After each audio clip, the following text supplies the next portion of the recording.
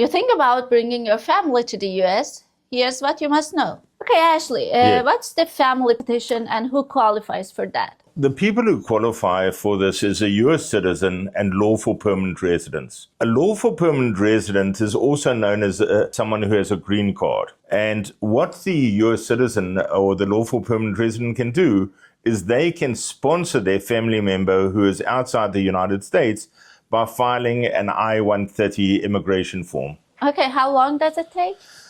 You know, Maryam, that's a good question, because the thing is, there's going to be more analysis of the documentation and the petition that gets presented. So the thing is, there's no fixed time, and there are different categories, you know, depending whether you want to bring a spouse, whether you want to bring a child, how old the child is. So there are different times and lengths of times, and that can be analyzed once we know the facts of the case.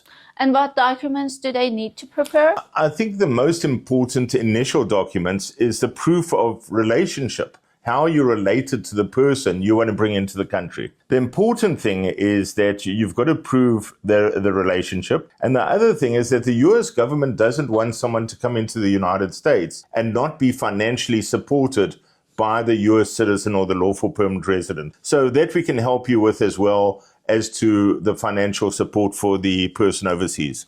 And what are the common mistakes that leads to delays? We've been doing this for 25 years in Chicago, and the one constant mistake that gets made is that people try and do this by themselves. I'm not saying to you that this is rocket science and you cannot do it, but what I am saying is that the mistakes that we've seen is that people attach the wrong documentation, obviously not intentionally, but they do attach the wrong documentation. They don't understand the instructions. And that leads to delays from the US government, because the US government is overwhelmed with petitions for family members.